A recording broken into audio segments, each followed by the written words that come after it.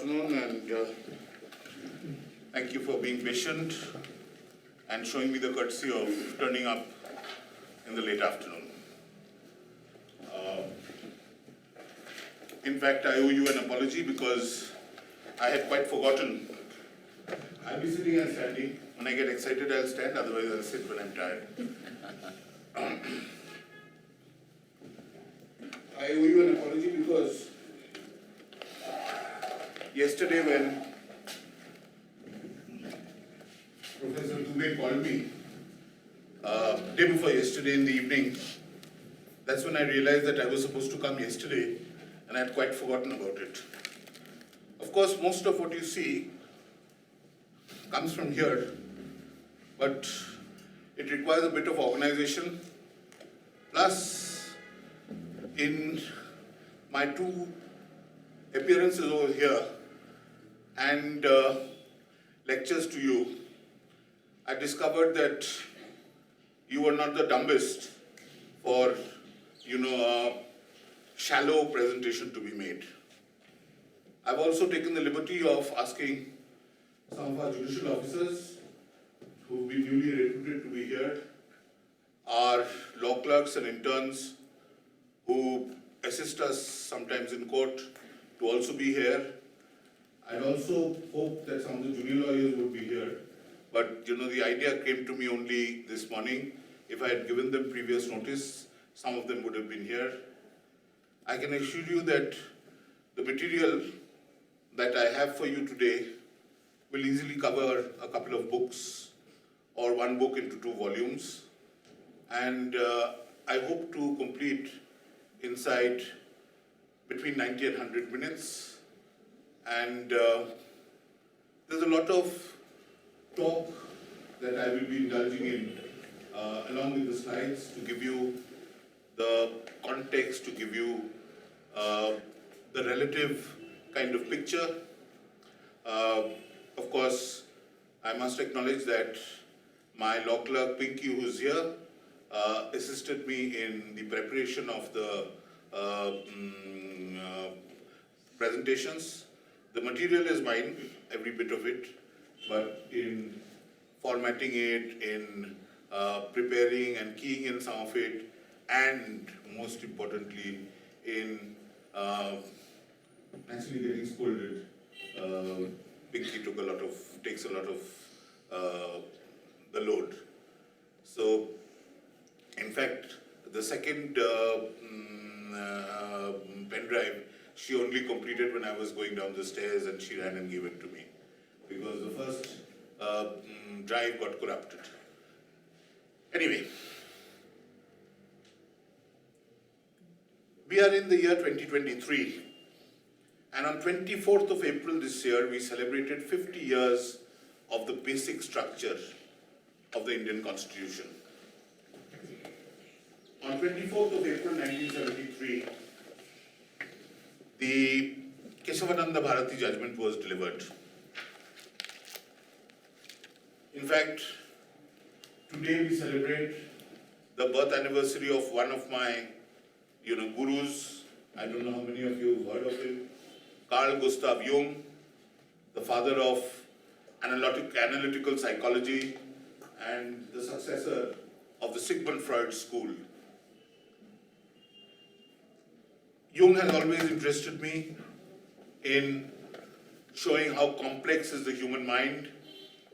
As a lawyer and as a judge, you get to understand a bit of the complexity because, as they say, the life of law is not logic, but it is experience. And why is the life of law not logic but experience? It's because the human mind does not always act logically. It sometimes acts unreasonably. More often than not, it acts illogically. But the corollary does not hold good that the law is illogical. The law is certainly not illogical. Most of law and the reasoning behind it is founded on sound theory and logic. From the ancient times, and we have, discovered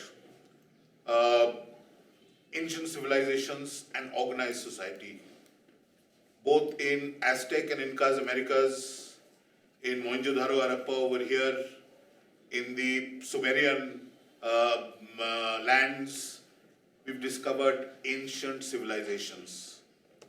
But when it comes to organization of the state, we have to look towards the Greeks and then the Romans for the concept of city-state and society, how it is structured today. Aristotle and Plato and a whole lot of philosophers and thinkers who came after them centuries later built up a lot of theories on which law is founded. We will not go into the theories, but particularly for you students, you will find a reference to a Hegel, or a reference to a Kant, or a reference to a Bentham, or a reference to a Lasky here or there. And you must try and understand what those theories stand for. Each one of them propounded a theory which ultimately has led to a refinement of political thought and the law that we have today. In one of the earliest, you had, in the medieval times, as the nation state, from city state to nation state, as they developed, and most of it developed in Europe and around Europe, let us say.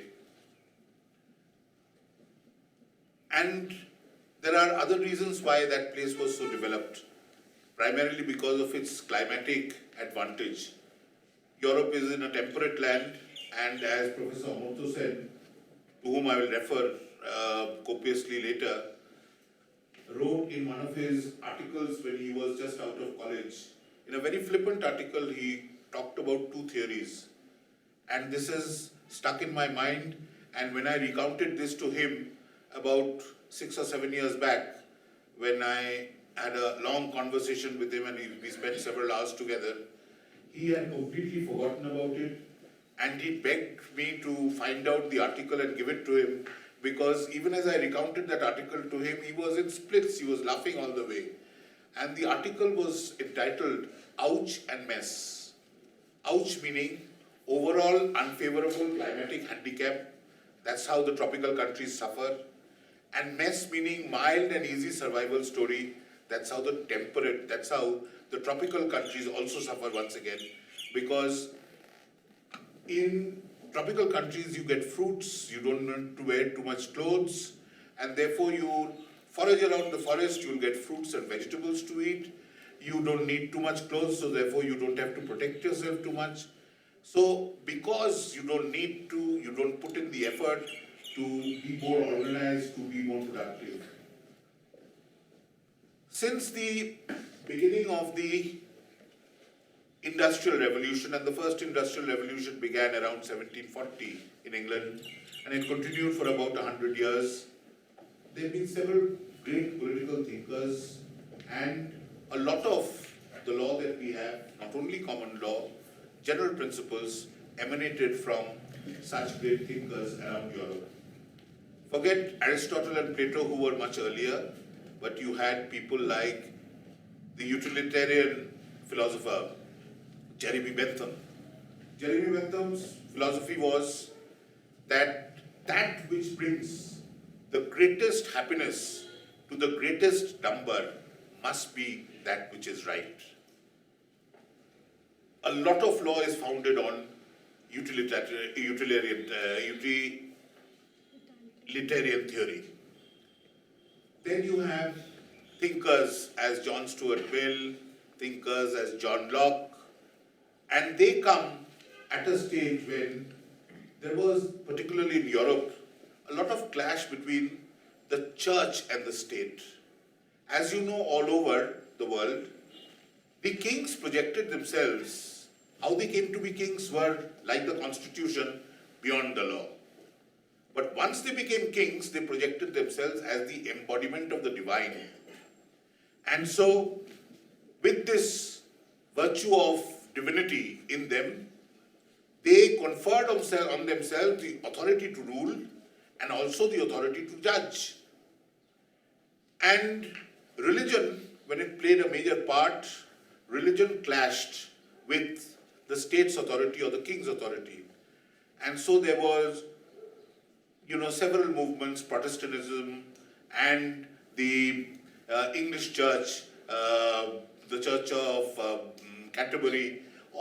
These histories are part of, the development of law and the philosophies on which law has been propounded. Then came the separation of the governance from the king. And one of the first to propound this was John Locke, who said that the king and the lawmaking authority, or the king and the executive, should be different. Of course, the father of this is said to be Montesquieu, a French philosopher in the 18th century, who's written a treatise on this, which I will refer to in due course.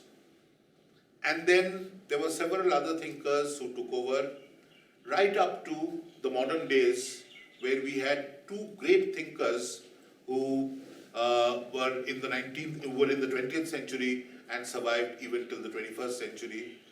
The first of them was Professor Amartya Sen's major professor in Harvard, John Rawls. John Rawls was the propounder of social justice. And his theory is very simple, that there are three fundamental principles on which social justice is founded. And in the affirmative action that we follow in this country, we have, without giving credit to him, embraced Rawls' theory, which was published in his 1971 book. And John Rawls says that all of social justice depends on fairness, equality, and access. I'm told that Professor Amartya Sen was a very argumentative student. He later wrote The Argumentative Indian, and they had a number of intellectual disagreements. And Professor Sen, after he was awarded the Nobel, turned into a political thinker and ended up writing a book on law and the philosophy of law. He is referred to the old Indian concepts of Niti and Nyaya, and in principle, what Professor Sen says about justice is, to do justice substantially is to remove injustice. There have been other great thinkers in our times, the last of them being Ronald Dworkin, who died as recently as 2013. These are great thinkers who have, developed the theory, and some of them were so imaginative that in centuries before the complex modern state with its myriad complexities evolved, they had the imagination of realizing the conflict that may come, and they provided hints at solutions that could be attempted. In fact, some of them have been as imaginative as, science fiction writers like Jules Verne and the rest. As you know, Jules Verne wrote about things 100 or 200 years before they were actually realized. He wrote about around the world in 80 days. Now you can probably go around the world in 80 hours. He wrote about 20,000 leagues under the sea. You have submarines which are stationed for months altogether under the sea. So a lot of these, science fiction writers have written about things which have. So all of this, why I'm referring all this to you is that knowledge is not there in one basket for you to understand law. Particularly when it is the field of law, your awareness, your scope, your horizon has to be much wider than just the classroom, just your city, just your state, or just your country. And a bit of theory is absolutely indispensable. So we get on to today's topic of the basic structure, and what I'm really going to talk about is the conflict between the judiciary and the legislature mainly, but the executive is really a reflection of the legislature. So therefore, it's a conflict between the judiciary and the other two wings. And even the propounders of separatism, from Montesquieu onwards, envisaged that there would be a degree of conflict. And they thought a degree of conflict was desirable so that one organ could not usurp all the power unto itself, so that there would be the other organs would be there to check it. And that's why, even though when it comes to law and the implementation of law, the judiciary has the last word, the judiciary has no financial authority over anything. So as they say that we have the sword, but no purse, because the purse with the sword would be absolute power, and as you know, power corrupts and absolute power corrupts absolutely. So with this preface, we go on to the basic structure, because we are celebrating 50 years of Kesavananda Bharati. Kesavananda Bharati was a seer in the Kasaragod district of Kerala. He was then a very young man. He died in 2020, short of his 80th birthday. So around that time, he must have been 30. And there was a Land Reforms Act in Kerala, and they appropriated a lot of the mutt land. And Kesavananda Bharati protested that. By then, the Kerala Land Reforms Act had already been upheld by the Kerala High Court. A challenge to that before the Supreme Court had failed. But other laws were challenged, and the Supreme Court admitted a petition challenging the other laws, which were similar in nature or more draconian. And the Supreme Court agreed to relook at the original Kerala Land Reforms Act. It was a matter that went on for several months, and it was in 1973 before a full complement of 13 judges of the Supreme Court. There are some facts that I want to give you before I start. One is that it's one of the unique judgments till date it's the longest judgment rendered by any court in India. Number two, full complement of 13 judges. Thereafter, I don't think we've had any 13-judge bench. Though, when the Supreme Court was initially constituted, it was expected that the Supreme Court would, like the US Supreme Court, all of them would sit together. But in due course, because of the pressure of the work, up to 1959, there were many matters where the full complement of Supreme Court sat, up to Bengal immunity, when there were 9 judges of the Supreme Court, all of them sat together. This is the last of the 13, when there were 13 judges. 4 of the judges didn't even sign the judgment. 9 judges signed the judgment. The lead judgment was delivered by Chief Justice Sikri. Justice Shelat and Justice Grover wrote a combined judgment in support of Justice Sikri's view. The next in line was Justice Hegde and Justice Mukherjee, Justice Arun Mukherjee. They wrote another concurring judgment with their different views but concurring. Then Justice Jagan Mohan Reddy wrote a further concurring judgment. And finally, what clinched the issue was Justice H.R. Khanna's judgment supporting. So 7 supported, 6 dissented. The dissenters were Justice Palekar, Justice Dwivedi, Justice A.N. Ray, Justice K.K. Matthew, Justice Y.V. Chandrachud. These were the dissenters, and the last one was Justice Beg. As a result of this judgment, and this you must know as part of India's history of the judiciary and the political history, as a result of this, 3 of the Supreme Court judges, who by then there was a convention that the senior-most Supreme Court judge would become the next Chief Justice of India, because of this judgment and the then government being so angry with the Supreme Court, that it superseded the three senior-most judges, Justices Shalat, Justice Hegde and Justice Grover, and Justice A.N. Ray was pitchforked to be the Chief Justice of India, following which the others resigned.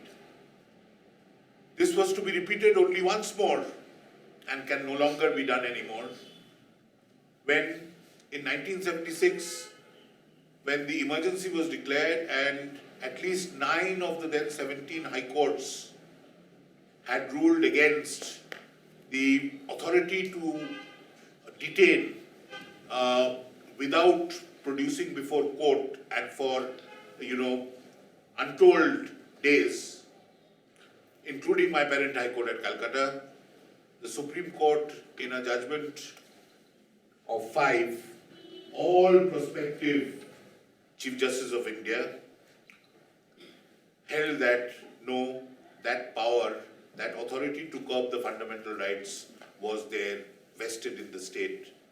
The only dissent, and it is one of the greatest dissents in the history of law, was by Justice Khanna, who said that no, this cannot be done.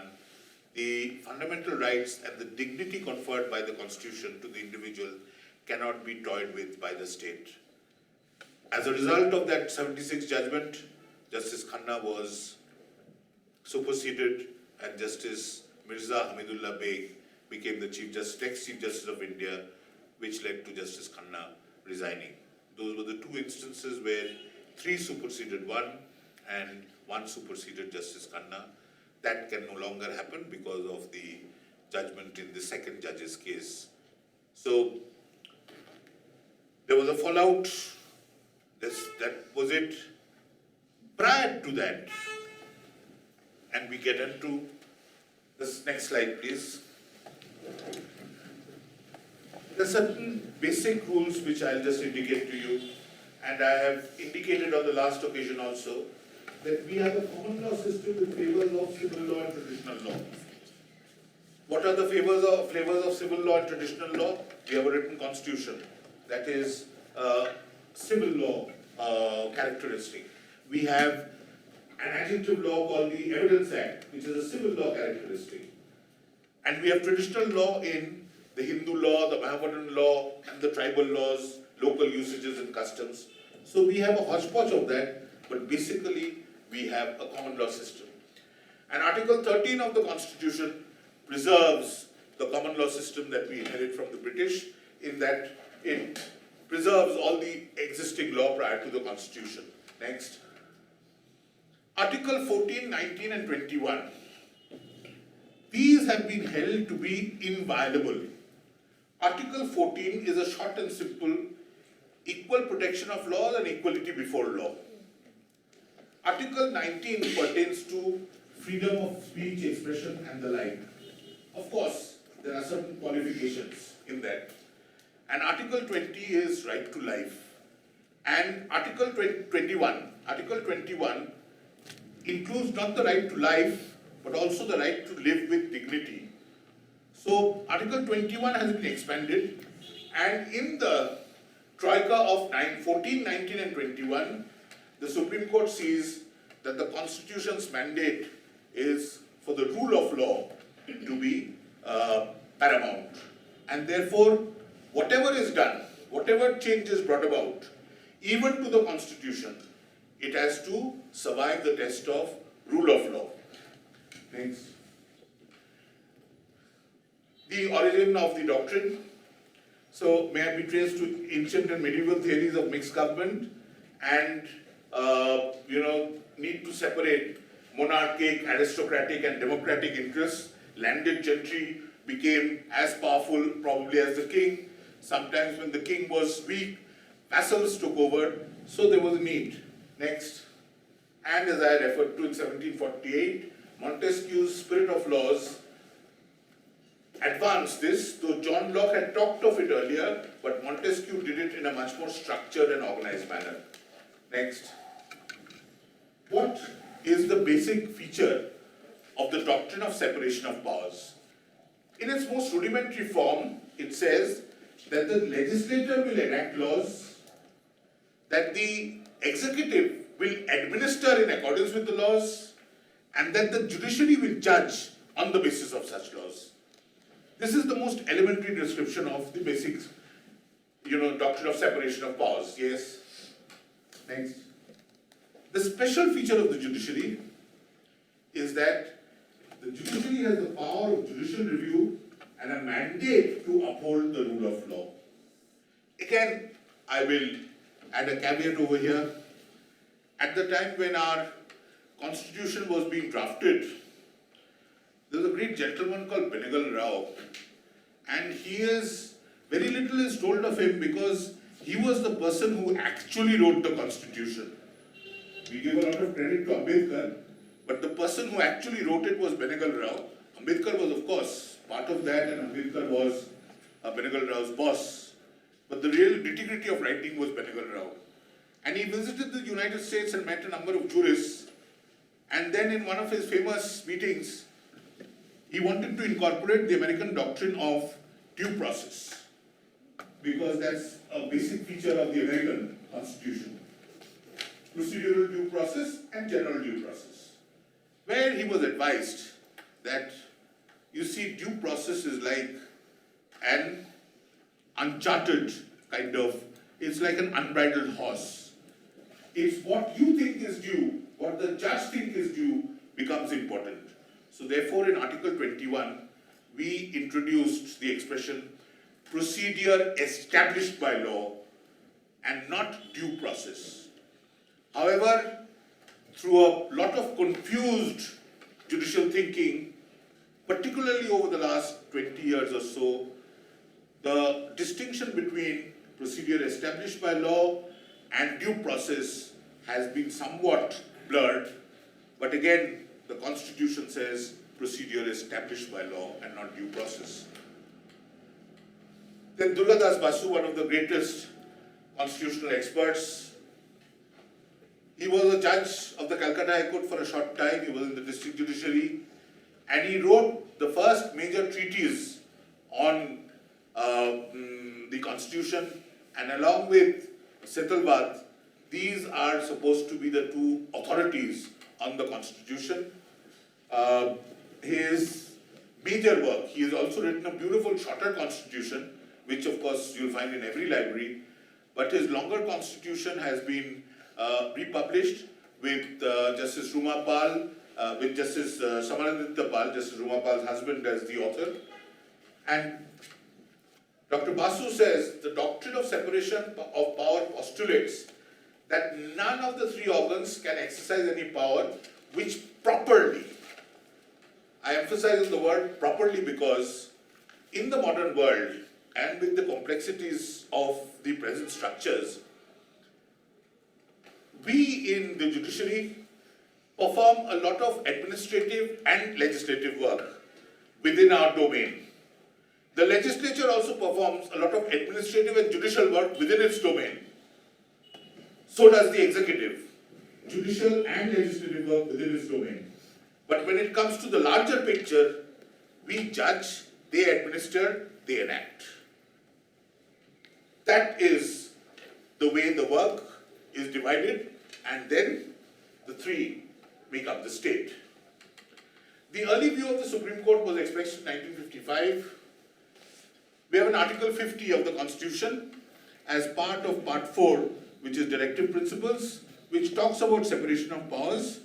But in the Supreme Court said in 55 that the Constitution did not recognize separation of powers in absolute rigidity, but the functions of the three branches have been sufficiently differentiated. Next. The view still holds good. And the one sentence which for me stands out from that 55 judgment is that one organ cannot assume functions that essentially belongs to the other. Essentially belongs to the other. Next. Benjamin Cardozo. You will never be a lawyer or a law student unless you read his three very, very small texts. An American judge of Hispanic origin. He was a giant in the US Supreme Court, and one of his books, The Nature of Law, thin skinny book, will take hours to understand because it's written in very simple language, but the thought behind it is so profound. Bentham, in one of his judgments says, Cardozo, in one of his judgments says, it is a doctrinaire concept to be made use of with rigor, not to be made use of with rigor. There must be sensible approximation, elasticity of adjustment in response to the practical necessities of government, which cannot foresee today the developments of tomorrow in their nearly infinite variety. You must be a great mind to be able to say this, that there is always room for adjustment, there has to be elasticity. You cannot today imagine all the myriad problems that will arise. So that is what they do when they write the law.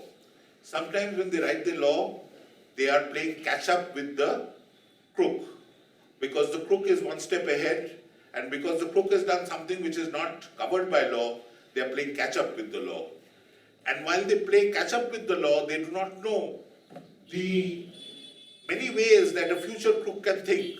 So they have to imagine and plug the loopholes. In a way, you have to have a lot of imagination, particularly for codified law. Next, this we come to the Constitution and the conflict between the judiciary and the executive and the legislature together. Now, as I had indicated in my introduction to you, that we had at the time that we gained independence, we had a rather elitist judiciary. We also had a rather elitist bunch of politicians. But because they had the touch with the masses, they probably understood what was necessary and what was required. And therefore, the first clash that we had between the judiciary and the legislature and the executive was on the right to property, which was then in part 3 of the Constitution. In the famous Maharaja of Darbhanga case, there were English judges sitting in Patna, and several English judges continued in Calcutta right up to 58, 59. We had the first non-English Chief Justice probably in 53 or 54. Before that, we carried on with our English Chief Justices. So, they held that the Bihar Land Reforms Act violated the Constitution. Immediately in 1951, the first amendment came with the saving clause in Article 31A. Next. This is the first amendment, and this is the key part. After Article 31 of the Constitution, the following article shall be inserted and shall be deemed always to have been inserted, meaning retrospective effect. And therefore, any judgment which is contrary to this would have no effect. And it provided for this. It's not necessary to look into it because I've summarized it. And of course, the quotation is not complete. So I've put ... in the end. This is for acquisition of estates. For development, you required estates to set up industry. For agrarian reforms, you required the landed gentry to give up the land so that the marginal farmers, the landless farmers, would have a right to cultivate. And this is what the judiciary did not understand. And the Maharaja of Darbhanga, with his large estate, questioned the propriety of the law and of his land going, and this was the result. But there was much more dangerous fallout. Next. The larger fallout was the insertion of Article 31 capital B, and the 9th schedule was introduced to the Constitution, which provides that no statute or regulation included in the 9th schedule would be deemed to be void or become void on the ground that it takes away or abridges any right conferred by Part 3. Part 3 deals with fundamental rights, notwithstanding any judgment, decree or order. So in one stroke, the power of judicial review was wiped away. so that if an act was made and if the Parliament deemed it fit for such act to be placed in the 9th schedule, you couldn't question it. Then, and this is 31B. Without prejudice to the generality of 31A, none of the acts in 9th schedule, nor any of the provision, shall deem to be void or ever to have become void, on that it abridges any part of this part, notwithstanding any judgment, decree or order, whatever it is. This is 31B. More danger was lurking. Next. And this came in 1971, the 25th Amendment. 31C.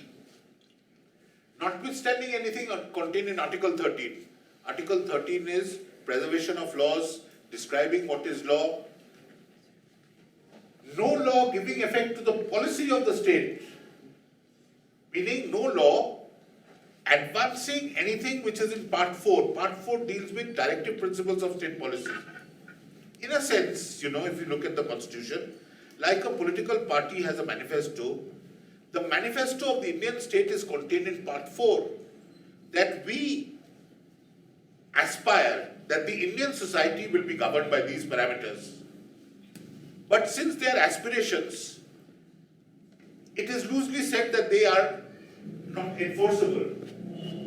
But they are enforceable by enacting laws in furtherance of those parameters.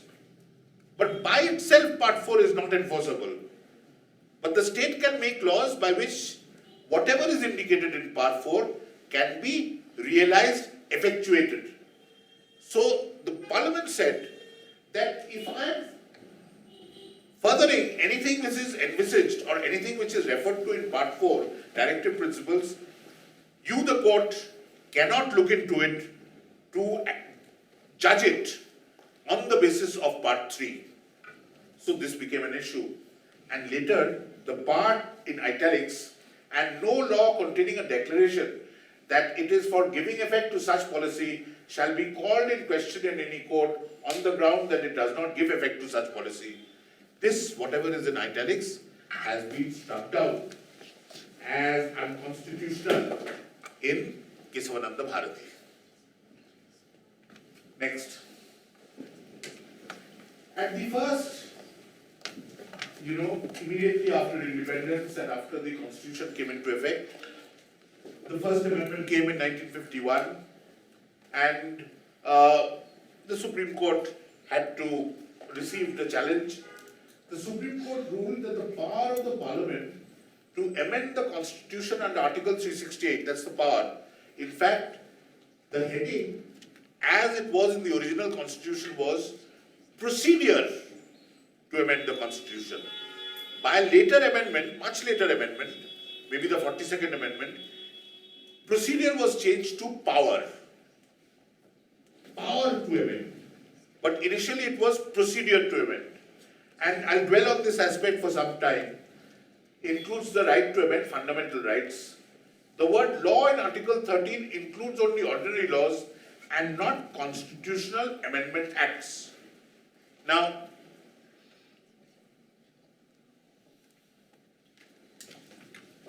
good. Thank you. Now, you must realize that, and I talked to you about it earlier also, that sometimes there are certain things which are taken to be axiomatic and are not questioned. And one of the things of that kind is what is called the suprema lex, the Constitution. You don't question it. You question everything on the basis of the Constitution, but you do not question the Constitution. You take that for granted for whatever it is. Now, the Constitution was born out of a constituent assembly. That constituent assembly could have made us a Marxist state, could have made us a non-secular state, could have made us a non-republic.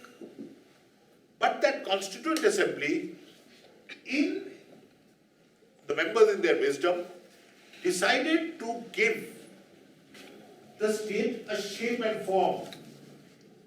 A state is not the geography of the land.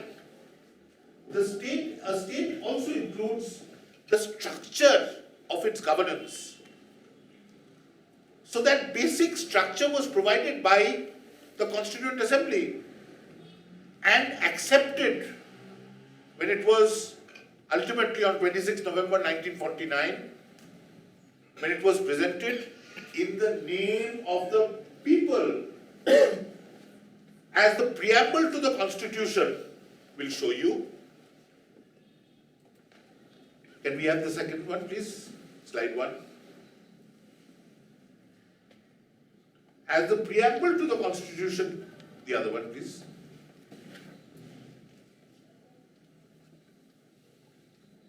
Will show you. We, the people of India. So it was a Constituent Assembly which did it.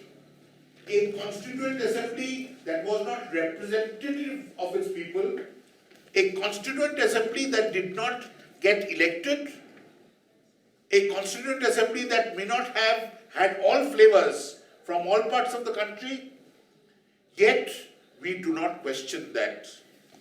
Once we have adopted the Constitution, and the Constitution has been adopted in the name of the people, we the people of India. And that is of paramount importance.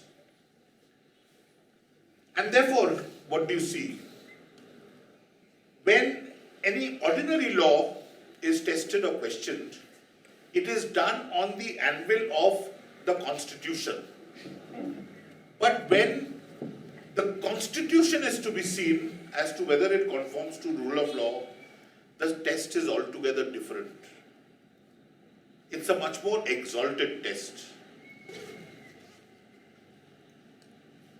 The Constitution, some words were included later, socialist, secular. Originally it was a sovereign democratic republic, and then by the 42nd or 44th amendments, depending on the bill and the act, socialist, secular was incorporated. So what does it say? It speaks of justice, social, economic and political. It speaks of liberty of thought, expression, belief, faith and worship, equality of status and opportunity, and all for the purpose of promoting fraternity. So this is the promise of the Suprema Lex, that we will have justice of this kind, we'll have liberty of this kind, we'll have equality of this kind, and all of them to promote a fraternal relationship. So incorporated in this is that these are inviolable.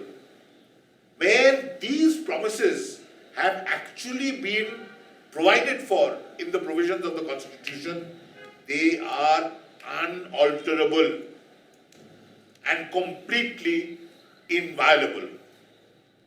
And together with that, there are some features which we will come to in course.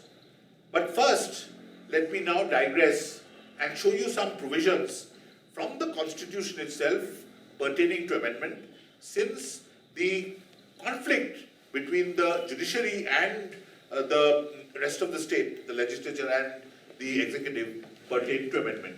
Yes, next slide of this. Article 13.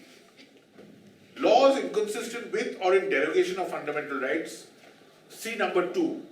The state shall not make any law which takes away or abridges the rights conferred by this part, and any law made in contravention of this clause shall, to the extent of the contravention, be void.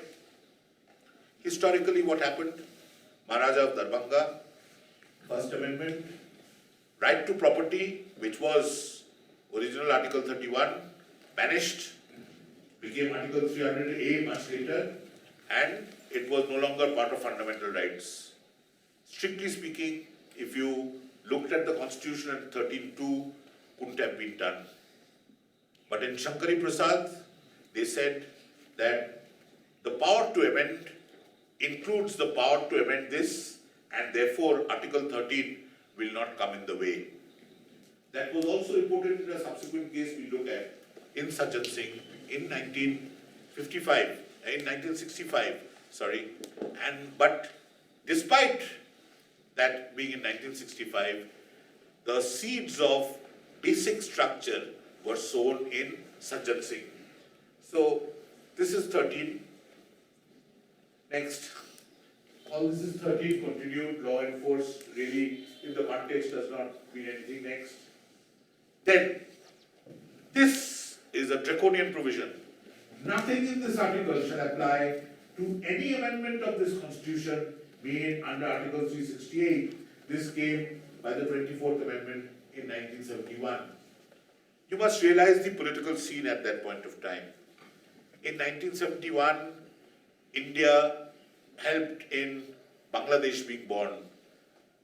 Cashing in on the goodwill, a quick election was called and Mrs. Gandhi came with a thumping majority, which she lost in due course and emergency was proclaimed much later.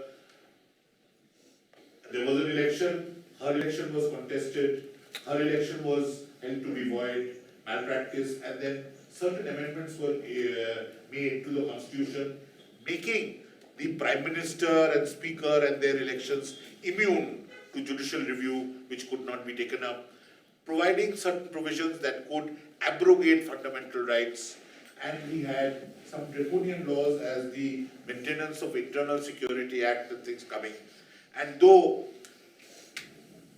someone who's lived that age, even though I was in a late school then, trains at that point of time were very punctual. And life in general was much more disciplined. But of course, that life is also very disciplined in a military state, where you do not have the right to freely express yourself. You've always got to think of what is Big Brother thinking. So, in 1971, that was the position, and then I've told you 73 came Keshavananda Bharati, 76 comes Indian Jambalpur, thereafter comes it was during the emergency, and by 1980s, the Supreme Court had completely overhauled and it became a court which looked at its citizens, which looked at the rights of the citizens, and became famous in the world for its epistolary jurisdiction, which is public interest. You could write a postcard in the name of Chief Justice of India, and if it reached the Supreme Court, if a good cause was shown in your postcard, on the basis of that, a public interest litigation could be instituted. And a whole lot of sweeping reforms came about by the Supreme Court following the PILs, which started with the Bhagalpur killings, the state of under trials, the pavement dwellers in Bombay, the homeless elsewhere. It also referred to several of those environmental matters, including the famous Oleum gas leak. And later, it came to be through public interest litigation that the deforestation that was happening, that was arrested. Through public interest litigation, timber industry has been completely stymied all over the country.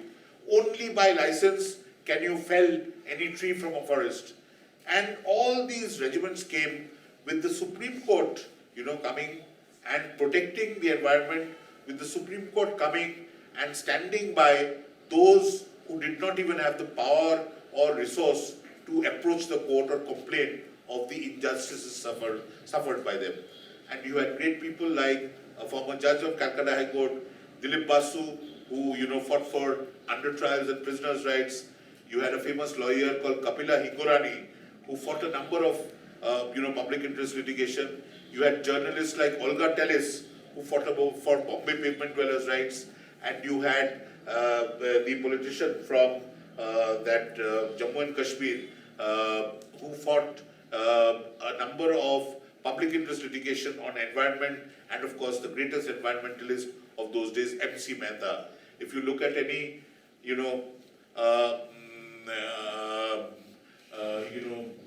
nominal table of any Supreme Court journal, you'll find M.C. Mehta versus Union of India, at least 20 of them every year, because M.C. Mehta was one of the champions of environmental, all the oleum gas and all of those tragedies, all have been initiated by M.C. Mehta. Finally, the forest case, which was a continuing mandamus, through which thousands of crores of rupees as license fee was obtained by the Supreme Court, and of course made over to the state, was that Thirumalpad case where the Supreme Court appointed authorities all over to ensure that there was no illegal felling of timber. In fact, the state of Meghalaya suffered a lot because of that, because one of the indigenous industries over here was the felling of timber. But when it came to tribals and people who lived near the forest, the Supreme Court also provided for some latitude for these who are traditionally accustomed to gathering timber for, as firewood, for them to be allowed. So that was the 1980s, but I'm stopping at 1973 with Keshavananda Bharati, and I'm showing you these articles because of the impact of these articles on the Keshava Bharati judgment and the arguments which were made on either side pertaining to amendments. Next. Article 14. Article 14 is the shortest, and probably it is the one plank on which the Indian Constitution stands. The state shall not deny to any person equality before the law or equal protection of the laws within the territory of India. It is one of those fundamental principles on which our rule of law stands. Next. 19. Freedom of speech and things like that, you will all know, and most of the cases have been on 19(1)(g), the right to carry on any profession, occupation, trade or business, and of course the freedom of speech and expression 19(1)(a). 19(1)(a) is also subject to reasonable restrictions by virtue of 19(2), and therefore the amendment which is there in the US is not there in India. Press enjoys as much freedom as an ordinary citizen in India, though the press has greater freedom in the United States under the US Constitution. But Article 19 is the paramount, it's my right as an individual, my right as a human being, with my imagination, with my thought, with my freedom as to what I can do. And the state confers that subject to reasonable restrictions. And as I had said before, the Troika, 14, 19 and 21 together, gives all the rights that we need to prosper and flower as human beings and to, answer all our aspirations and ambitions and to fulfill all that we can do as human beings. Next please, 21. This is the reasonable restriction clause, 19(2). Next. Nothing more of 19 is necessary. 19(6) maybe, but not in the present context. Next. Next. From making in law in the interest of general public. So these are the reasonable restrictions. 19(6) provides the reasonable restrictions. Yes, next. Next. 21. Again, a short. No person shall be deprived of his life or personal liberty except according to, as I told you, procedure established by law, which has been, of course, interpreted. And the Supreme Court in environmental matters, in various other matters, has done what it has done, or even some high courts, like my parent high court. Calcutta would have been dead if in 1996 the Calcutta High Court had not stepped forward to stop construction coming up in the wetlands. There was no law, but on the right to life, and the right to life is the right to live with dignity, the right to breathe clean air, the right to have certain other facilities, because man does not live by bread alone. So therefore, to effectuate, to give effect to what life means to a human, all that is attendant to and incidental or ancillary to it are all within the fold of Article 21 of the Constitution. So Article 21, yes. Now we go to Article 4. And now we come specifically to amendment. Article 4 refers to amendment, but Article 4 refers to amendment. If you see, any law referred to in Article 2 or 3 shall contain such laws for amendment. Articles 2 and 3 refer to territories, states. So amendment is in that narrow concept. one of the arguments made was, when the word amendment has been used in Article 368, it gave as much power to the Parliament as it had given to the Constituent Assembly. But that's why I referred to the theory, that a body which makes something as epochal as a constitution has what is called the constituent power. The residue of the constituent power for the purpose of making the constitution effective is passed on to the body, the legislative body, that is formed by the constitution.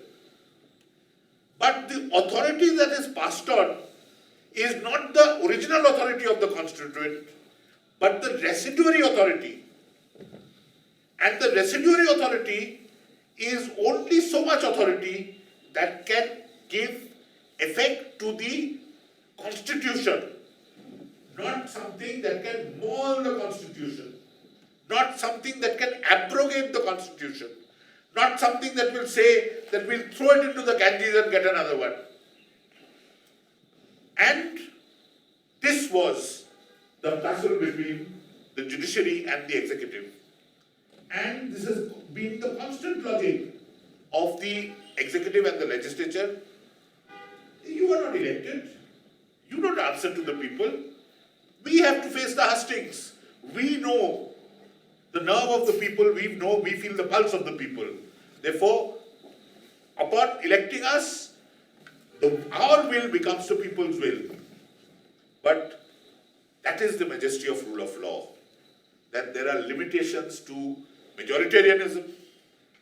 There are limitations to, what can be done despite the people willing. And the classical example that I give is that in a village there may be 100 people, and 99 of them brand the last person as a witch.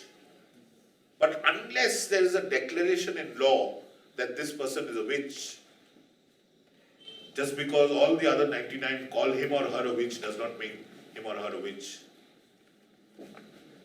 So that is the limitation of democracy. With democracy, you cannot do whatever you want. With democracy, you have the right to choose, but the choice has to be within the bounds of what is permitted by rule of law. And what, in essence, is rule of law? It is justice, equity, and good conscience in the context of human character, human life, and the way the man lives and aspires to live. So therefore, whatever you do is subservient to the rule of law. And Article 4 is not relevant at all, but because it uses the word amendment. Next. Article 4, no such law shall be deemed to be an amendment. See, the same clause is there, which was introduced in Article 13. Taking a cue from 4. But 4 is such an innocent provision, and 13 is of such magnitude. And that was what they wanted to slip in, and this is where they have been caught. Next, 107. So the argument was that 107 provides how a bill will be brought into Parliament. Come and sit, don't stand. Sit. Andy, sit. I know you get to go whenever I'm tired.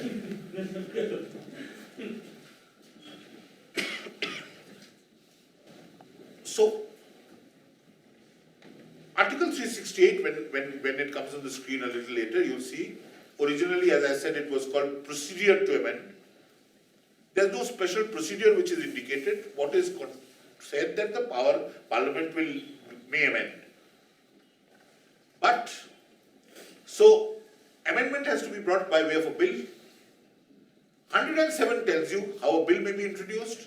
So the argument was that since no special procedure for an amending act has been indicated, so an amendment is like enactment of any ordinary law.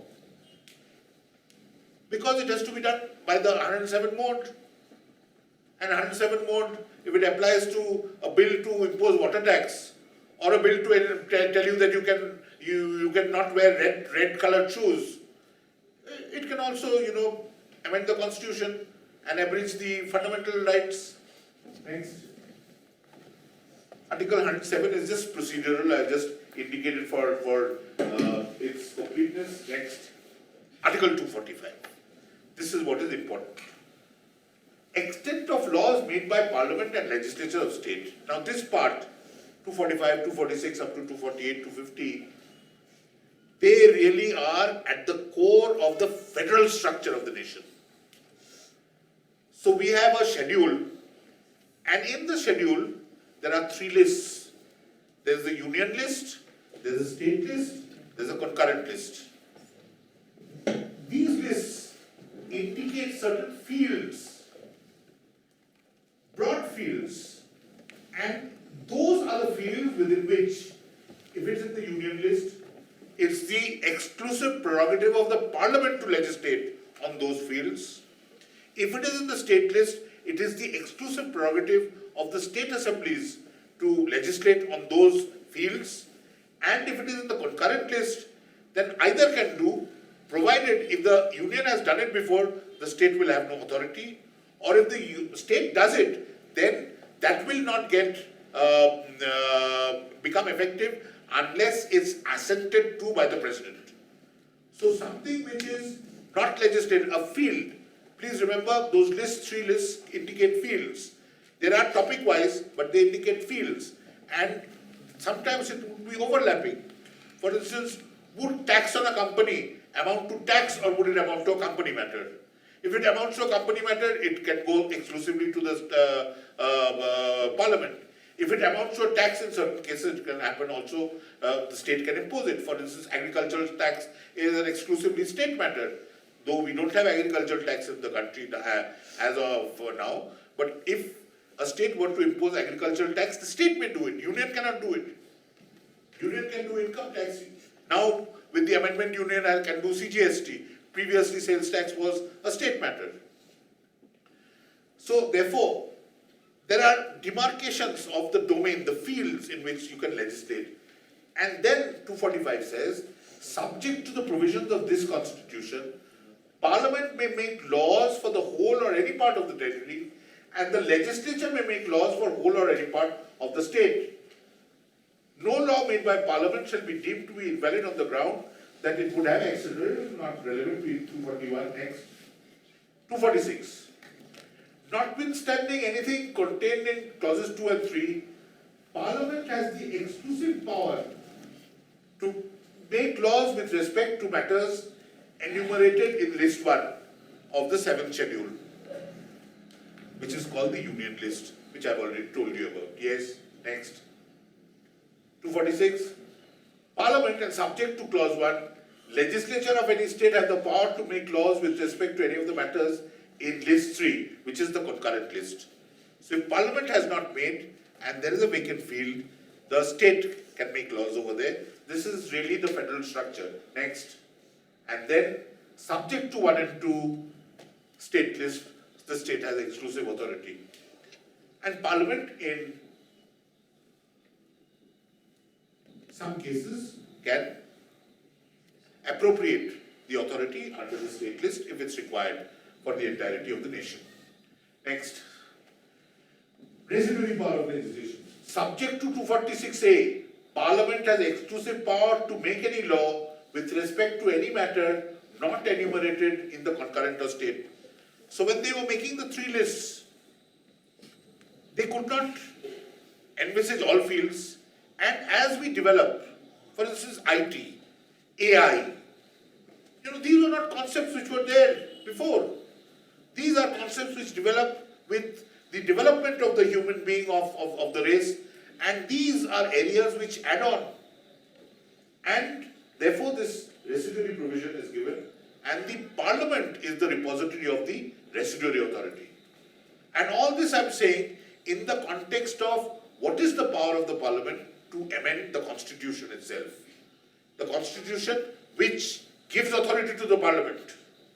Yes. 368 is the amendment.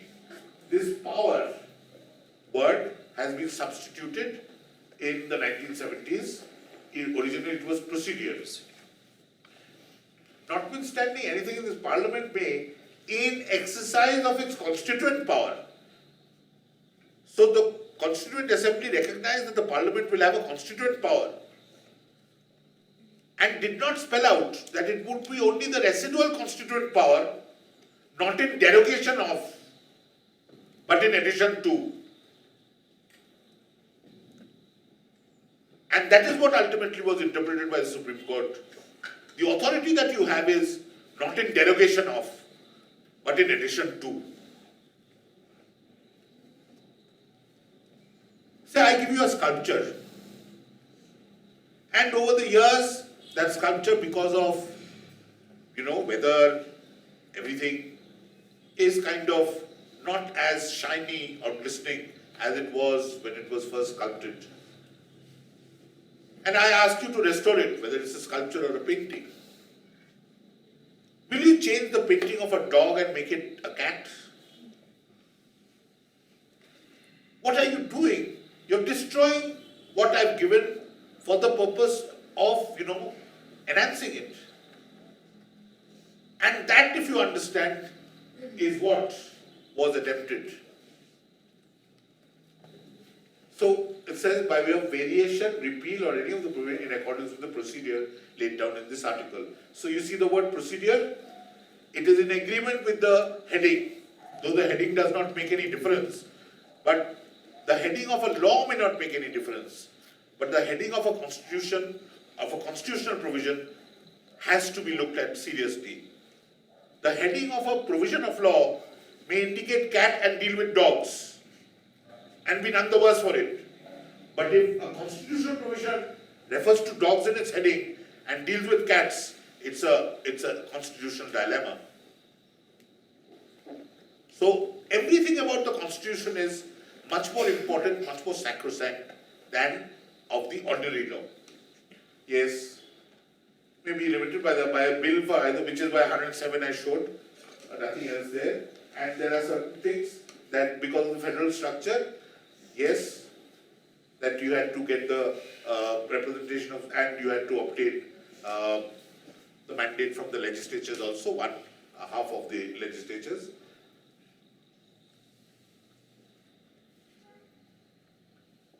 These are, additions, one addition made. These are additions made as a retaliation to the judiciary, but they've all been read out. Yes, next.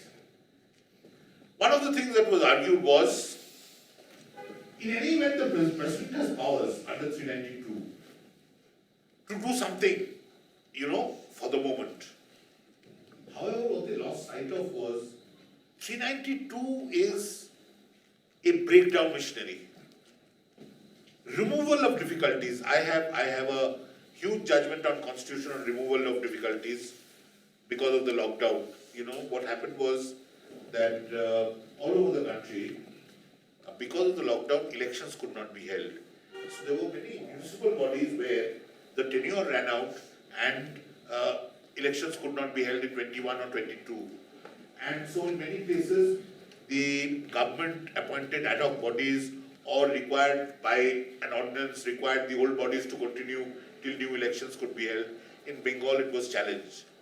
And on the removal of difficulties, I said this is a case where, it's a difficult situation, it's an unprecedented situation.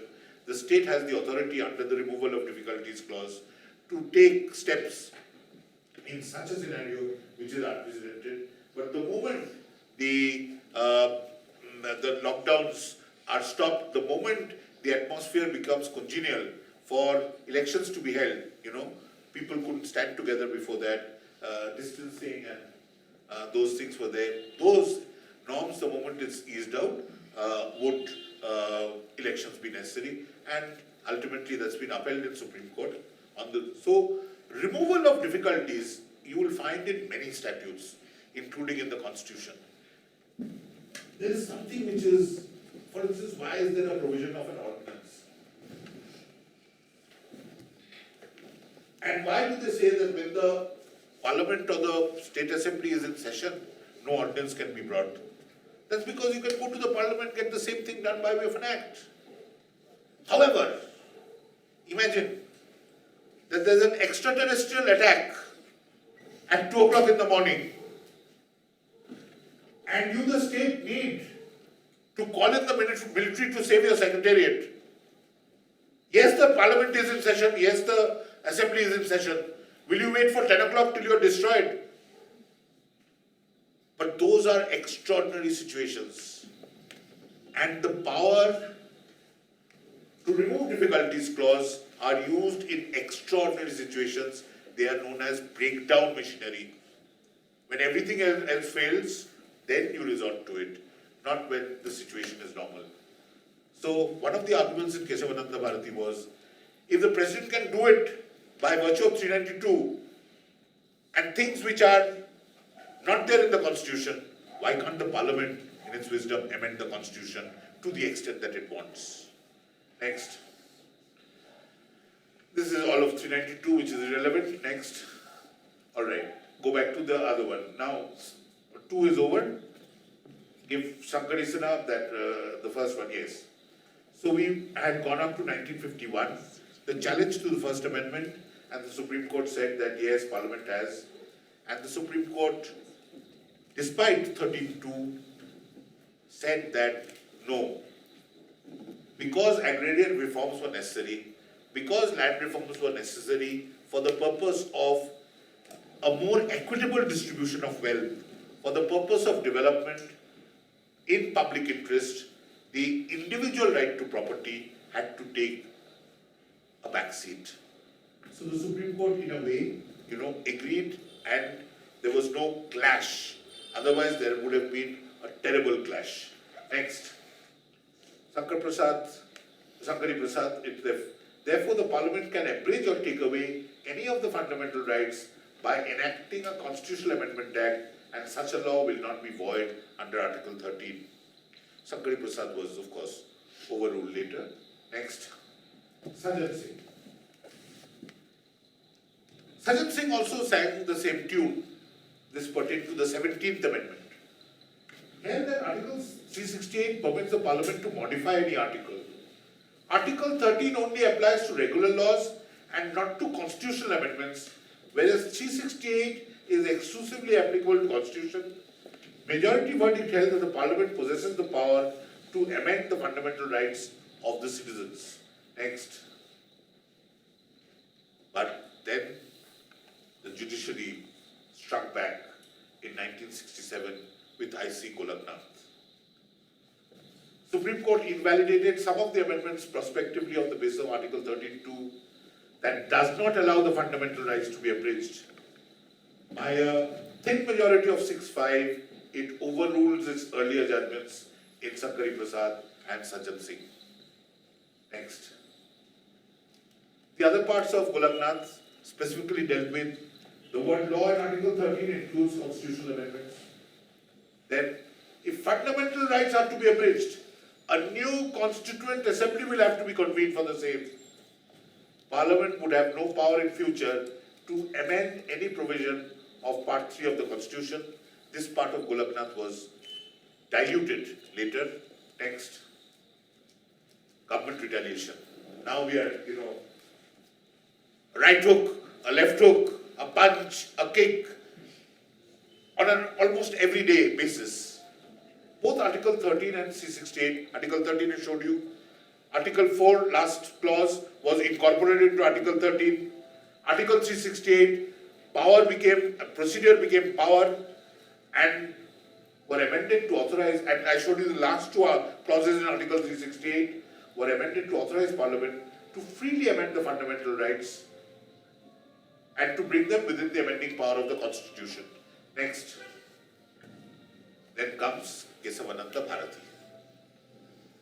The full complement of 13 Supreme Court judges ruled by a majority of 7-6 that Article 368 of the Constitution did not confer the Parliament any authority to change the fundamental scheme or framework of the Constitution. Let's say, I go for plastic surgery. All of me can't be changed and replaced by another, and my family told that this is the result of plastic surgery. You know, my face can be changed, I can become better looking, like some of you, or, you know, my hair could be dyed to make me look younger, or, you know, I could get some facial done. But me, the I, cannot be altogether replaced by someone else as a result of plastic surgery. And that is basically, I'm trying to explain to you in many forms as to what was the essence of the Supreme Court's argument and the reasoning in case of Hon'ble Bharati. Next. The earliest judicial reference to basic structure doctrine is, however, found in Sajjan Singh. Justice Mudalkar, who concurred with Chief Justice in Sanjib Singh, said that the Constituent Assembly formulated a solemn and dignified preamble which appears to be an epitome of the basic features of the Constitution. Can it not be said that these are indicia of the intention of the Constituent Assembly to give a permanency to the basic features of the Constitution? And these words, and only the preamble is referred to, and these words, resonated later through Justice Khanna in both his judgment in case of Hon'ble Bharati and in ADM Jabalpur. Then the basic structure doctrine. I'll tell you a story about this also. The basic structure doctrine is attributed to, it's a German concept, and attributed to Professor Dietrich Konrad, a German political scientist who delivered a lecture on that aspect at the Banaras Hindu University. A copy of that lecture somehow reached A.G. Noorani. A.G. Noorani was a columnist, great political thinker, and a lawyer at that point of time. A.G. Noorani passed on that matter to M.K. Nambiar. M.K. Nambiar was the father of K.K. Venugopal, who was our last Attorney General, and a very eminent lawyer, and M.K. Nambiar was arguing the matter before the full bench of the Supreme Court.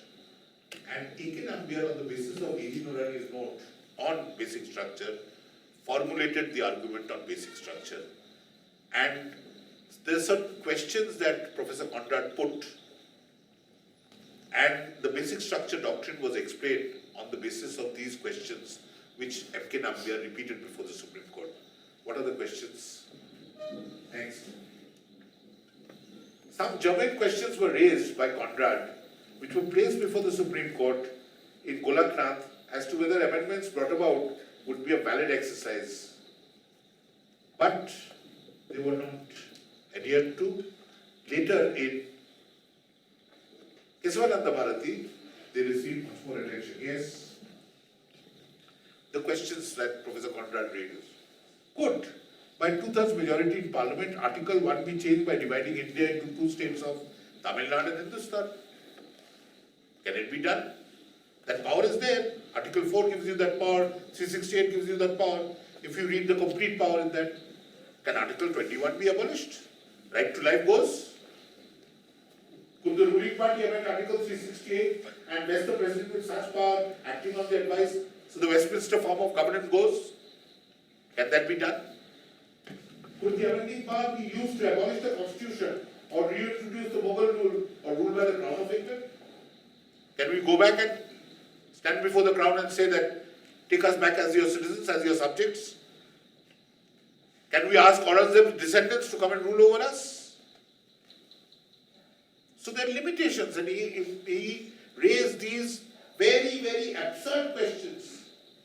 And for sometimes to understand a theory or a principle, you test it by the most absurd questions. And if the absurd questions remain unanswered, there is something wrong with the line that you're proceeding. So all theories, all major theories, are tested on the basis of the most absurd of propositions to find whether the theory holds water or not. Next, and Justice Khanna, in referring to Professor Conrad's basic structure, had this to say: any amending body organized within the statutory scheme, howsoever verbally unlimited its power, cannot by its very structure change the fundamental pillars supporting its constitutional authority. I'm inside a house. I can remodel the house, but I must be aware that I don't disturb the pillars, because if I disturb the pillars, I will crumble down with the house. So the plinth is there.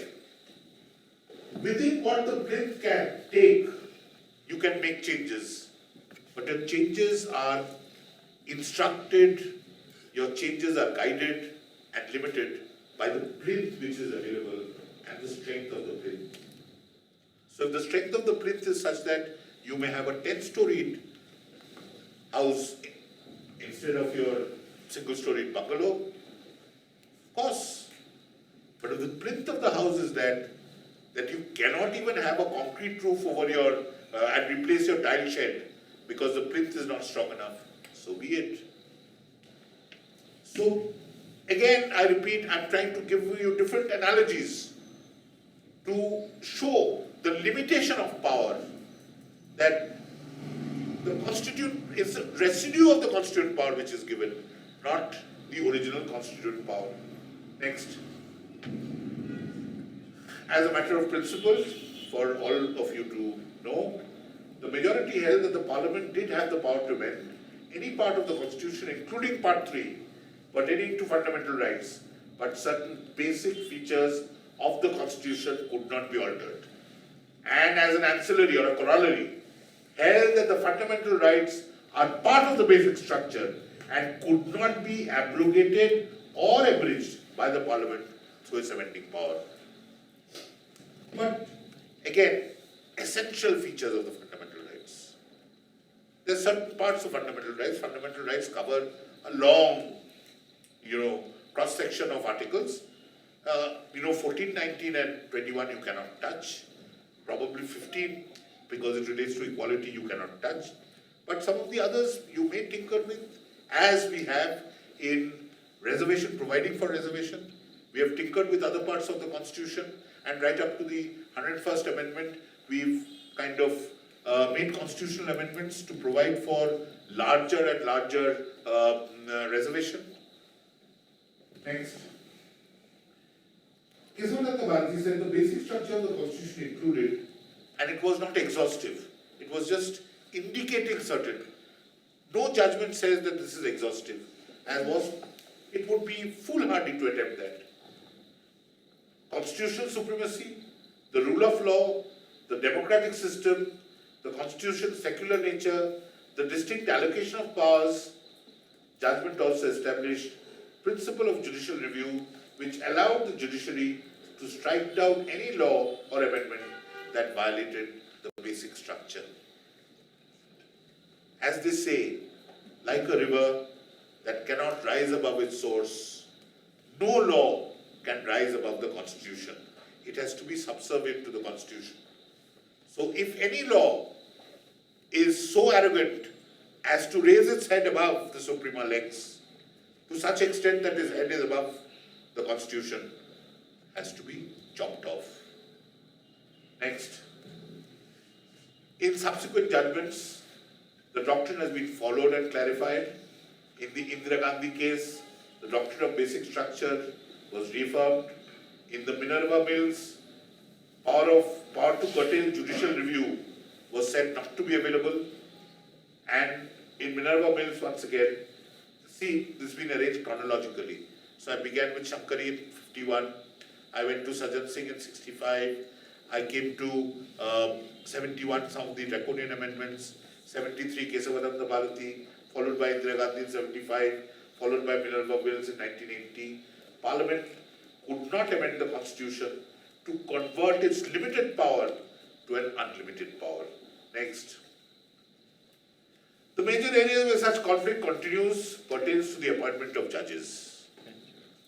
We have the second judge's case in 1993, which established the collegium system and ruled any interference by the executive. We have the NJC case as recent as in 2016, where the government wanted a national judicial appointments committee, but again, on the anvil of the basic structure and independence of judiciary, it was struck down.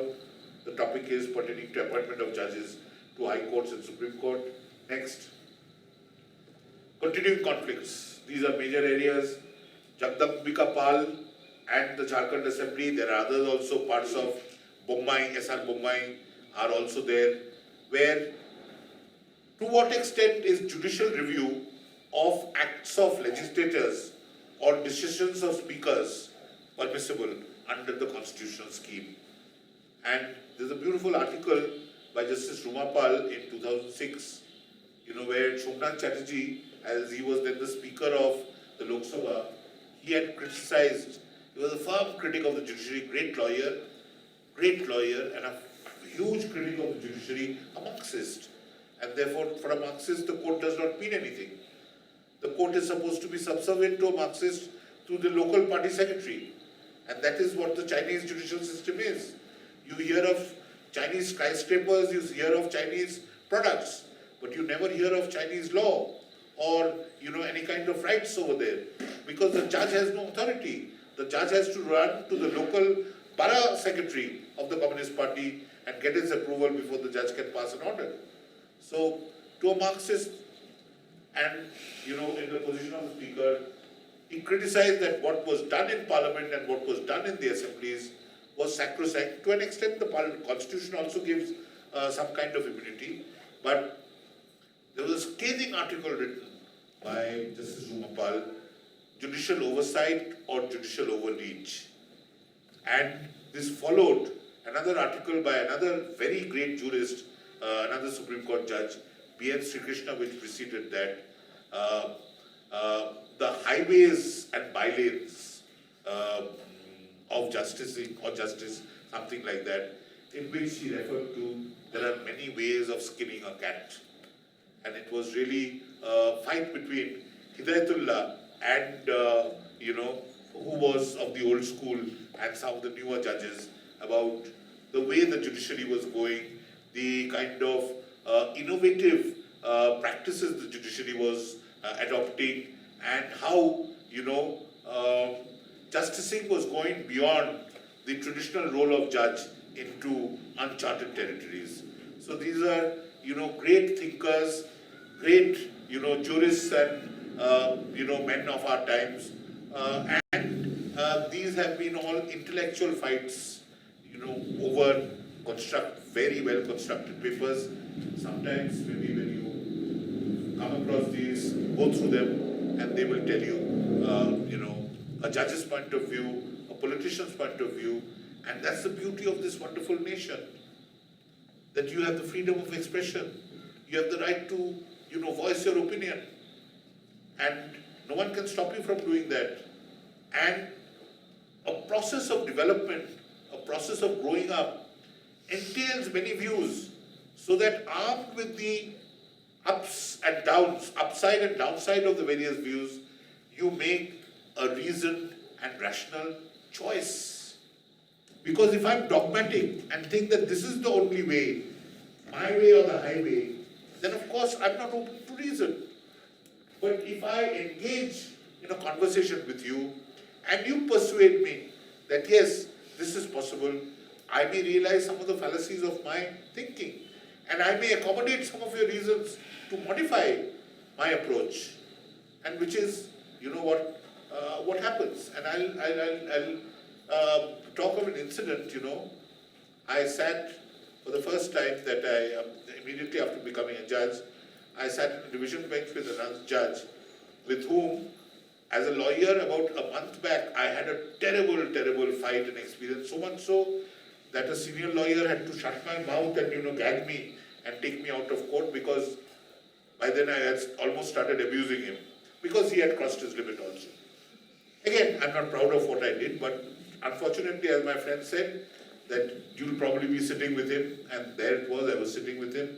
Within 14 days, we differed on a matter, and he dictated his part and told me that your reasons, can you give your judgment whenever, you will be able to do it in 1 week.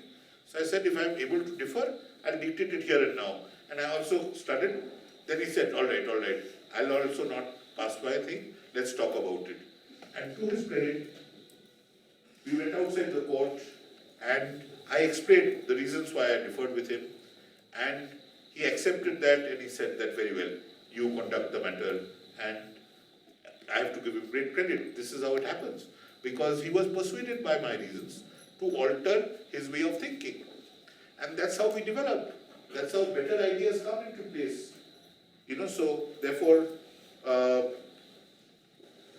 when it comes to judicial overreach, sometimes, a lot of criticism is justified maybe, but sometimes if judges had not been, somewhat resilient, we would have been run over by some of the,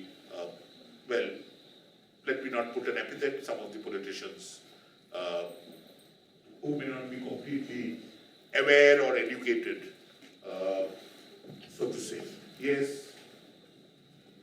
There are several cases which, in my academic thing, I think that even the Supreme Court may have transgressed. The Supreme Court has authority under 141 and 142, as you know. And 141, 142 have been held to be part of the basic structure. 141 says that the law declared by the Supreme Court becomes the law of the land. And 142 says, notwithstanding any other law in force, the Supreme Court is entitled to pass a judgment contrary to any existing law. That is the supreme authority of the Supreme Court. But despite that, in several of these cases, there does not appear to have been any jurisprudence behind. As I have always tried to say, that justicing, and at the highest level, is an intellectual activity. It is not might is right. If might were to be right, we would get the army in. The more tanks that you have, the more men that you have, the more artillery and machinery that you have, the better you are as a power. But we are indulging in an intellectual exercise where logic, reason and persuasion are the only tools. So when you do something, it must be informed by reason and it must be understandable, comprehensible as logical reasoning. It will not do to say that, in my view, in my opinion, because you have the authority. But if, in my view, in my opinion, you gave reasons which people found to be attractive, that would give you also the persuasive support. No doubt you have the authority. As a teacher, I have the authority to ask you to get out of the class. But that authority I will exercise sparingly. That authority I will exercise reasonably. That authority I will exercise only if I see that your presence in the class is causing disturbance. Just because the lady on the last bench over here is sharing a joke with her friends across the class does not mean that I ask her to leave. I have to exercise restraint. Because it's her choice. She thinks this is not worth listening to, that's her choice. She thinks it's better done by engaging her friends in a joke session, that's her choice. And that's the choice of the others also. But what if I had the reason to persuade you and to make you think that what I've done is right? In several of these cases, that may be lacking or there is a conflict. Next. Now, I've tried to capture on the basis of generally agreed material as to what are the basic features. They are repetitive in a sense in some, but they are what have now, till now, been held by the constitutional courts, particularly the Supreme Court, to be the features of the basic structure. the Constitution is supreme, not the Parliament. The objective specified in the preamble, right from Mughal, the doctrine of separation of powers in Article 50, which is not enforceable as being part of directive principles, rule of law, judicial review, Article 32 and Article 226. 226 pertains to High Court, 32 to Supreme Court. Next, the sovereign, democratic and republican structure. We cannot today invite someone to come as our king. Can't be. We cannot have hereditary leadership. Cannot be. Secularism, part of the basic. It was born against another country being born on the ground of religion. So secularism is intrinsic, integral part of the philosophy that is India. India is not just geography, landmass. It's a philosophy. It's an ideal. Federalism, which gives states the diversity in the unity. What they eat in Tamil Nadu is not what they eat in Punjab. What they eat in Nagaland is not what they eat in Kerala. And everyone should be left to their own. The government has no business looking at my plate as to what I eat. There are other things that the government has to do and can engage itself better in public interest. Freedom and dignity of citizens, unity and integrity of the nation, the principle of equality and equal justice. And equality and equal justice does not mean that there cannot be classification. There can be classification. For instance, you say that a class of people are given a greater right of access. But that will be because of the historical disadvantage that they may have had to bring them up with the more privileged classes. That kind of affirmative action is necessary. So that is how you find, and please remember, Article 14 operates in its positive sense and not in its negative sense. You cannot say that the previous crook has got away, therefore I am entitled to get away. No. That could have been by mistake, that could have been oversight, but that is no ground to say that just because a previous mistake has happened, you are entitled to a similar benefit.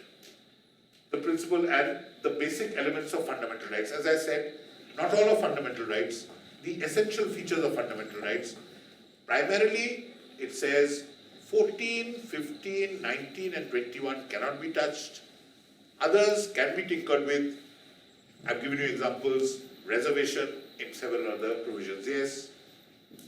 Social and economic justice, if that is the purpose, that's the about purpose, both in the preamble and in Article 39 in the directive principles, part 4, balance between fundamental rights and directive principles. So the amendment brought said that if it is in further of directive principles, whether or not it abridges fundamental rights, you cannot say anything. Court says no. There has to be a balance between the two. Yes, we will further directive principles, but without, completely mauling, completely overriding fundamental rights. Then parliamentary form of government, free and fair elections, limitation of power under Article 368, yes, access to justice, independence of the judiciary, power of the Supreme Court under 32. 32 falls within Part 3. It's a fundamental right to approach the Supreme Court if any fundamental right of a citizen has been breached. But as a matter of practice, the Supreme Court says, go to the High Court, because the same authority, much wider authority, can be exercised by the High Court under Article 226. 32 is of limited import, 226 is much wider. So therefore, the Supreme Court, as a matter of practice, otherwise every man would go directly to the Supreme Court. So the Supreme Court says, in big matters, it takes it up when it's a matter of the moment. That's how PIL, in big PILs are directly fought over there or filed over there. But in most other matters, as a matter of practice, the Supreme Court says, go to the High Court. Then 22, limitation of power to legislate to nullify awards made in exercise of judicial power. This is a limited thing, I don't want to explain. There are certain statutory arbitrations which, permit certain things to be done.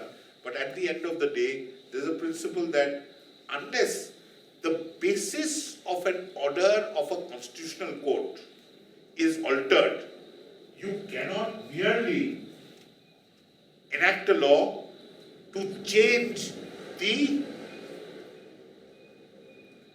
what has been held to be wrong. If the basis of the decision is altered, yes. But if the basis is not altered, only you negate the effect of the order, that is not permissible. And that is what is embodied over there. And in the latest of them, we have Coelho, which deals with the 9th schedule and also deals with certain other aspects, basically Kesavananda Bharati has been explained over here, and the Indira Gandhi, Rajnarayan, Maneka Gandhi, Minerva Mills, all of them have been in the context of what can be immune to judicial review. And so 368 has its limitations. Whilst constitutional power in 368 did not transform Parliament into original Constituent Assembly, I've already told you. Next, all amendments made after 24/1973. 24/1973 is the judgment in Golaknath, by which 9th schedule is amended by inclusion of certain acts or rights shall have to be tested on the touchstone of basic or essential features. And Golaknath also introduced the principle of prospective overruling. When I hold that a provision or a law is bad, it means that the law was bad to start with, the law is bad for all times to come. But sometimes they lead to administrative problems, and therefore the judiciary, the constitutional courts have the power to overrule prospectively. Whatever is done till yesterday is all right. From tomorrow it cannot be done. Otherwise it will lead to a state of chaos or anarchy. Let us say, like, I'll give you an example of where I use prospective overruling in Madras. There were hundreds of officers who had been given appointment, government officials who had been given appointment based on ranking according to the roster system. Now the roster system is different and merit list is different. The roster allows you to get the job, but the roster does not tell you where will you figure in the merit list. So in Tamil Nadu, they mixed up the roster with the merit list, and whoever was number 1 in the roster was placed number 1 in the merit list, irrespective of the fact that there may have been 20 others who got higher marks than him in the examination. The roster only gives you a chance to access the post which you may not have otherwise had a chance. Roster is under the reservation policy, whereas the merit list on the basis of which seniority will be ultimately decided is done on the basis of the merit list. So while doing that, I prospectively overruled it, because if I had said that it is set aside and invalid for all time, then for 30 years they would have had to go back and rearrange the seniority list. And by now people 20 years ago who started as number 5 but should have been number 1 may have reached a particular posting, by which time the other who is in number 1 has got 2 further promotions and has gone ahead. So he would have to be demoted, he would have to be promoted. That would have led to chaos and anarchy. That's why the principle of prospective overruling, and that's why it's only left to the highest constitutional courts. Next, all amendments made, yes, the court had the power to declare unconstitutional any law inserted in the 9th schedule, 1973, on the ground of violation of, as I said, 14, 15, 19 and 21. Rule of law is 14, 19 and 21. 15 is gender equality. So 14, 15, 19 and 21 are the essence of part 3. Next. I return once again to a bit of theory. I've told you the history, I've told you the context. Dicey says that there's a clear separation between constituent law and the rest of the law, and that must never be probated. An amendment of the constitution is a constitutional law and is exercise of the constitution making powers. It is not an ordinary law in exercise of ordinary legislative powers. It may take a lifetime to understand the philosophy behind this, but this is really the essence of the Kesavananda Bharati judgment and the basic structure doctrine. Yes, next. Another leading constitutional expert. Whatever the nature of the written constitution, it is clear that there is a fundamental distinction between constituent law and ordinary law. Constituent law is the fountainhead, and when expended, cannot be gone back to anymore. It's expended. It can be tinkered with because of the vicissitudes of the situation, but it cannot be undone or redone. Chief Justice Kania, the first Chief Justice, said there is a distinction between the law of the land and the constitutional laws of the country. The law of the land you can always question. The constitution you cannot question. Next, I give you the perspective in the larger context. Even the earliest philosophers and political scientists, and I started with this, who propounded the doctrine of separation, were aware that a degree of conflict, but regarded that such conflict to be a check of abuse of power by one organ to another. The fight is good, the fight keeps you in check. If the three were to gang up, that would be the end of the citizens in this country. Next, Dred Scott case. I hope most of you would know of it. Slavery was originally abolished not by Lincoln. Slavery was originally abolished in the 19th century after the Missouri Compromise. But then there was a landed gentry and elitist Supreme Court where one slave owner took the matter before the Supreme Court, and in the most infamous judgment, which the United States still cannot live down, whenever they give us gyan on justice, equity and good conscience, we always say Dred Scott, and they hide their head and go away. Dred Scott is that case. Yes. When the Chief Justice of the US Supreme Court said, how can you abolish slavery? Slaves are property. How can you take away a man's property without due process? And instead of white man over there, read white man. Alright? And what was the result of Dred Scott? It led to a civil war. Then came the 13th Amendment to the US Constitution, which abolished slavery, and the 14th Amendment, which guaranteed equal rights and equal protection of the laws. My appeal to you, as students of law, you have to be aware of the wider context. What happens over here does not happen in isolation. It's happening, may have happened, would have arisen elsewhere. So, the conflict that I showed you over here is not a one-off thing.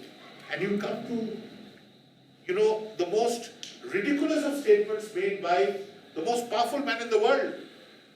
So the result of Dred Scott was this. Next. President Roosevelt, on 9th of March 1937, he assumed power in 36, and if you remember at that point of time, in 1927 began the Great Depression. And as a result of the Great Depression, it led to, absolute massacre of the economy. And if the Second World War had not happened, then there would be no further progress of humanity. And in many ways, as they say, if you need to boost the economy, start a war, because there is no engine like a war to boost an economy. Because then the adrenaline flows, then your jingoism comes in. You seem to get extra energy to defend yourself because it's life and death. Just as when your back is to the wall, you fight the best because there's nothing to lose. So if the Second World War hadn't been there, the world would have been in a turmoil. And after the Great Depression, what was known as the New Deal was introduced in America. And this New Deal had some revolutionary proposals and plans. And each time some rich American carried it to the Supreme Court struck it down. Which resulted in Roosevelt making this statement on 9th March 1937. We have therefore reached the point as a nation where we must take action to save the Constitution from the court and the court from itself. We want a Supreme Court which will do justice under the Constitution, not over it. We want a supreme government of laws and not of men. And that is the essence of the Indian Constitution, and that is what I say is the constitutional ethos or philosophy. That is why the Constitution is supreme, not the Parliament. Next. And this is the final one. On judicial appointments, Roosevelt said this, that I will appoint justices who will act as justices and not as legislators. If the appointment of such justices can be called packing the court, then I say that I, and with me, the vast majority of the American people favor doing just that thing now. What he was talking about was that you interpret, you don't write the law, do not rewrite the law. Let us do that. You interpret. You interpret even by your due process.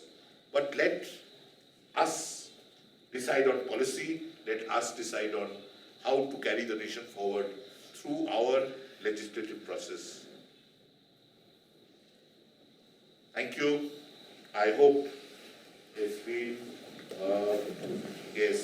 90 and 20, 110 minutes. Sir, can few lecture can be taken, 1 or 2 lecture? No. What? Lectures? Sorry, questions. Yes, any number of questions. So do you have any question? If you don't have, I have one, sir. Yes, sir. Sir, this power, ultimately, why they have written like that? In 368, why they have put the power in the heading, but they have still kept the procedure underneath. They thought that it's a mistake. Foolishness. Because the power to amend the Constitution does not come from Article 368. Article 368 tells you only how you will go about it.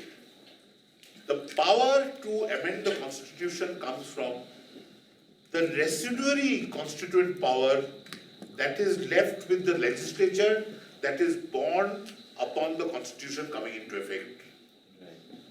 And those are certain things which are untold. The Constitution does not say rule of law is supreme. Yes. The Constitution does not say we have a common law system. These are to be read into the provisions, and this is what was read into. That what it does is it tells you how to go about that business, but it does not give you the authority to override the Constitution. Yes, you can. You can do in many areas. For instance, what is the tax? What will be the quantum of tax? Who will be responsible for it? Who will do this? Who will do that? Many areas you can do it. But if it is one of the essential features on which the Constitution is founded, on which the nation state is, anchored, to which the nation state is anchored, so those are features that you cannot alter. And sir, here the procedure, what was the original intention of a framer? To use the word procedure so that it cannot be overtake the power of a legislative assembly. Like Parliament is not taking the power of legislative. Probably. I think it's too late for people who even want. Yes, Mr. Mohinder. So what stops the judiciary from reverting to the original preamble? I mean, even without the word Why should it? Why should it? the word secular socialist has not altered the constitution. Secular is a feature of the constitution. Socialism, social justice is a feature of the constitution. If instead of secular they attempted to write Hindu upper class, that would have received the attention of the court and the court would have struck it down. But it's only, this is just, it's, Parliament has chosen and it does not affect it. During the emergency, without an opposition in the parliament. Maybe, but socialism and secularism are basic structures of the constitution. They are basic features of the constitution. Article 39 is all about, and when you look at justice, justice first is social, economic and political. Social justice is of paramount. The first promise is justice. What kind of justice? Social justice. Then is economic justice, then is political justice. And however much we have made strides towards social justice and maybe even towards economic justice, even though disparity has become much higher, we have done nothing so far as political justice is concerned. Today, you can get a vote with a packet of biryani or a bottle of beer. Alright? Now, that is not political justice. Political justice is where you make a conscious decision. And you make a conscious decision when it is educated and you are aware. We have done little either to educate our politicians or to educate the citizenry. Because, you know, as long as poverty remains, a class of people wielding power can make merry. Otherwise, there is no reason that after 75 years of independence and in the fanfare that we are celebrating Azadi Ka Mahotsav, we could not have eradicated, illiteracy. It's not too big a deal. It isn't too big a deal even to put a roof over every Indian's head.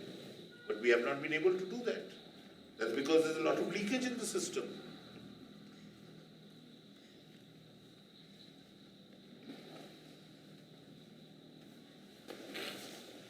I have limited myself to a purely juristic and judicial exercise.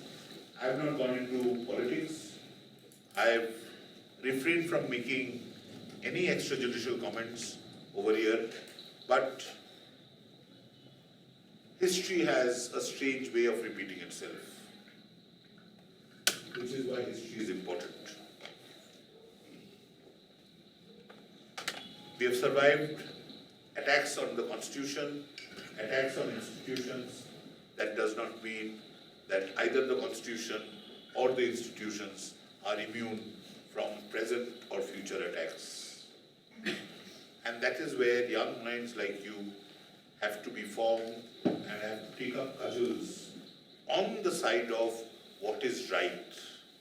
Whether your right is the utilitarian right of Jeremy Bentham, whether your right is right based on justice, equity or good conscience, or whether your right is right based on social justice principles of Rawls, is for you to decide.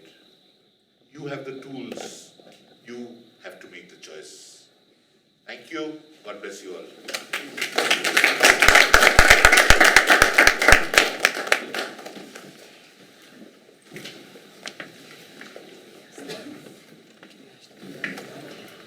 I don't think this is correct.